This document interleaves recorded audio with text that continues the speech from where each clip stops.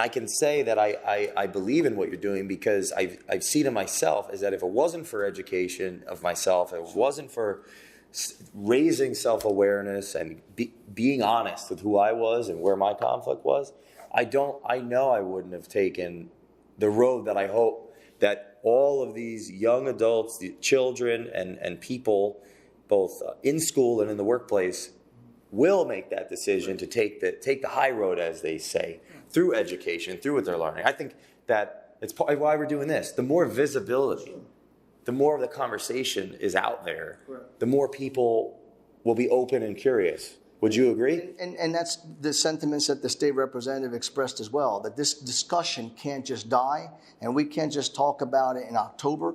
You know, most people, we just got out of February, which is Black History Month. So do we stop talking about Black history in March, April, May, June, and December?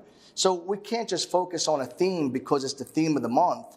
We have to have continually ongoing dialogue to help at least reduce the issue. And I think the schools, we do a very poor job. We're all about the academics from getting to A to B, but if you don't feel safe physically and mentally, then what's the point of getting good grades if inside you're internally you're killed, you're scarred, you're not healing from that. We don't devote enough time in a school setting to the healing part.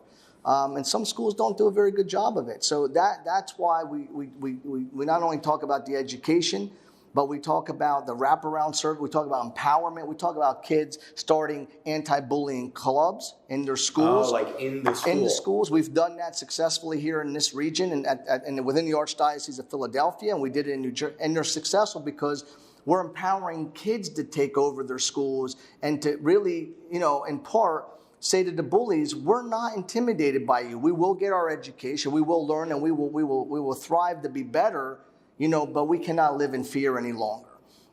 Just like when we're policing communities, the more visibility we have, the less crime we will have. But then the other piece of it is the parental piece, educating them of the pitfalls of cyberbullying and the many apps and fake apps that kids are downloading and hurting themselves online. I mean, it's just like putting something on a package saying, or medicine, this is the pitfalls of taking this incorrectly, or these are the side effects.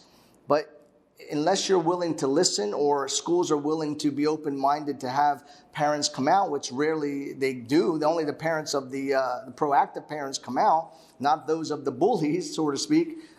We get very low turnout.